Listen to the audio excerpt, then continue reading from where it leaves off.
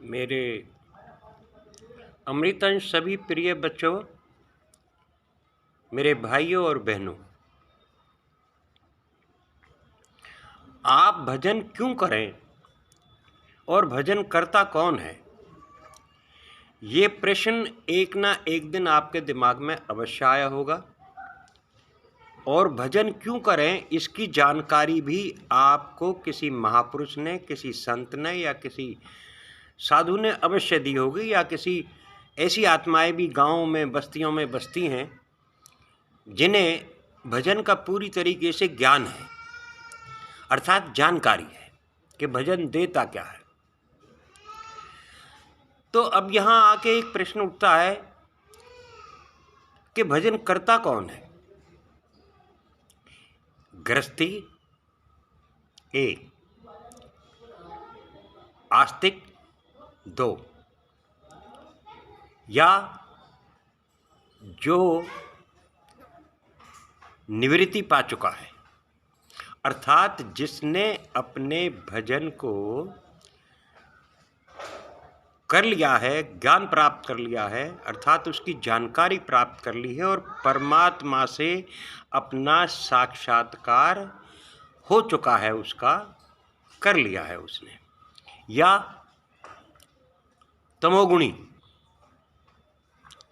वो लोग जो आस्तिक हैं, नास्तिक हैं, जो जानते ही नहीं हैं। लेकिन एक बात का आपको ध्यान रहना चाहिए कि आप ही अकेले इस संसार में या दुनिया में ऐसे नहीं हैं जो भजन कर रहे हैं या ईश्वर का नाम ले रहे हैं या परमात्मा का सिमरन कर रहे हैं। नास्तिक इंसान को भी ये जानकारी होती है कि परमात्मा का नाम लेना कितना जरूरी है और वो हमें देता क्या है।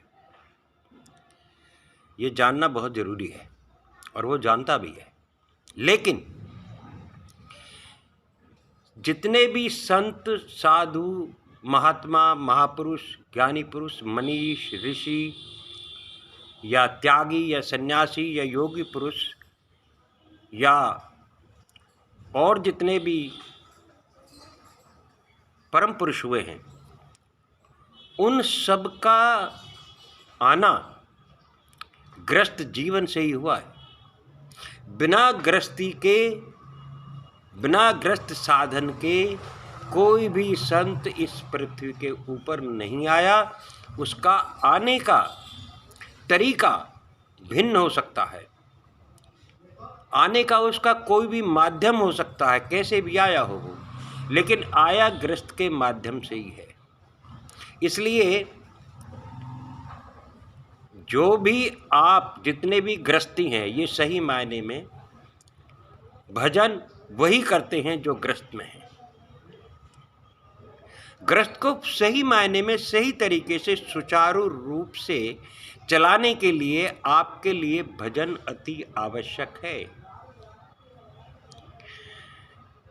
इस भजन की जब आप पूरी आगे चल के जानकारी प्राप्त कर लेंगे, किसी गीता के माध्यम से, किसी और शास्त्र के माध्यम से, या किसी साधु संत के संवाद से, तो आपका पता लग जाएगा कि आपको भजन देता क्या है। भजन बहुत कुछ देता है, बहुत कुछ देता है, और इतना देता है कि अथाह देता है, जिसकी आप कल्पना भी नहीं कर सकते। तो या तो वो करेगा, या फिर साधु संत जो निवृत्ति प्राप्त कर चुके हैं, जिन्होंने करके अपना कर्म पूरा कर लिया है। आप सोचते होंगे क्या वो भजन नहीं करते होंगे? नहीं, ऐसा नहीं है। गीता में एक श्लोक भी है, मैं संस्कृत बिल्कुल नहीं जानता हूँ, मैं संस्कृत में, मेरा हाथ बहुत तंग है, बहुत तंग नहीं, बिल्कुल ही तंग है। मैं बहुत बदकिस्मत, बदनसीब लोगों में से एक हूँ कि मुझे छठी क्लास में मेरे मास्टर जी ने, जो संस्कृत के टीचर थे, उन्होंने कई बार कहा कि बेटा तू संस्कृत ले ले, तुम अच्छे चल सकते हो।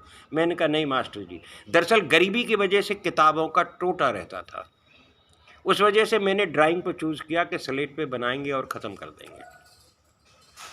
तो मैंने संस्कृत को नहीं लिया और ड्राइंग मैंने ली। तो साधु संत किस लिए करते हैं? वो कहते हैं भगवान कि कर्मणेव ही संसिद्धिम आस्थिता जनकादया लोक संग्रह मेवापि संपश्चिन कर्तु मरहसी, कि जिन्होंने कर्म करके परम सिद्धि को प्राप्त कर लिया है वो जनक पुरुष, जनक का मतलब है यहाँ जन्मदाता को बताया है, जो योग को या भजन को जन्म देता है वो जनकादि, ये लोग जब सम सिद्धि को अर्थात परम सिद्धि को प्राप्त हो जाते हैं, लोक संग्रह में वापी, लोक संग्रह के लिए अर्थात वो लोग जो पीछे आ रहे हैं उनके लिए भी वो भजन करते हैं, ताकि आने वाले लोग उनको फॉलो करें, उनका पीछा करें, उन्हें देखें कि बाबा भी या साधु भी या संत भी या सन्यासी भी या योगी भी या जो भी हैं वो सारे के सारे महापुरुष वगैरह सब भजन करते हैं, तो वो भी भजन करता है। ऐसा नहीं है कि परम प्राप्ति के बाद जो वो साधन छोड़ देता है, नहीं, वो भी भजन करता है। और जो नास्तिक है वो भी भजन जरूर करता है, भजन नहीं करता तो पाठ पूजा करता है, देवी देवताओं की पूजा करता है। अभी टाइम काफ़ी हो गया है, देवी देवताओं की वो पूजा क्यों करता है इस पर कल हम चर्चा करेंगे। जब तक के लिए भारत माता की जय। जय हिंद की सेना। राधे राधे।